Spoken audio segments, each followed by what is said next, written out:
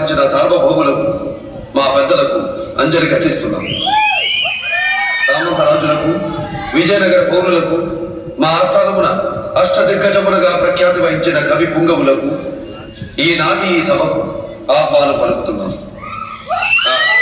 ఇక విద్య సభ్యులకు ఒక మాట. మేము వస్తుండగా దానిలో ఓ అందమైన ఊహ మా మధ్యలో వచ్చింది.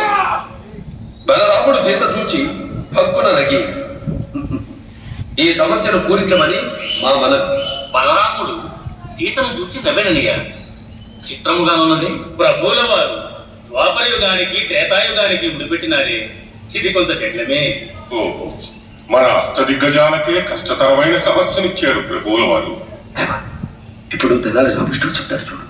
నీకెలా తెలుసు? పుస్తకాల్లో చదివాను కదా. నేను పూరిస్తాను ప్రభు. చెప్పండి కవివర్య. లలనలు పాయసమానిన కలుగుదురే పిల్లలంచు శ్మాసుతనవల్. పొలములు దొరికిదరండి.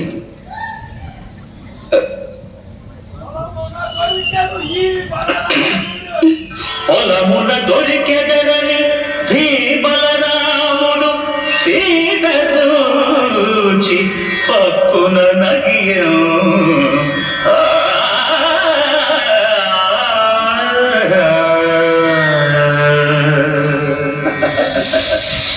రామకృష్ణ కవి, మీ బుద్ధి కుశలత అమోఘం.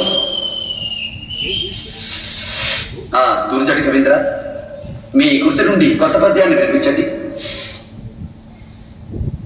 ఆ కాడివిలో ఏ దిక్కు లేకుండా పడి ఉన్న శివలింగాన్ని ఎన్నడూ తన పల్లెకు రమ్మని ప్రార్థిస్తూ చురుకు చూపున గాలిన కొరత నురుకు నురుకు జూపుల పుట్టించు నెరుకు వారి మిరుకు వలి గుప్ప పాలిండ్ల నిగురు బోండ సేవకిచ్చెద నీకు విచ్చేయుమయ్యా. స్తుతమతి అయిన ఆంధ్రకవి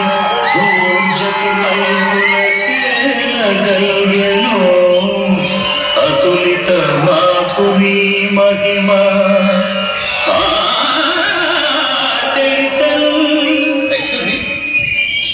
రామకృష్ణ కవి గారు, మీరు చెప్పబోతున్న పద్యం నాకు తెలుసు. ఎవరు నీవు, నీకు తెలిసినది ఏమి?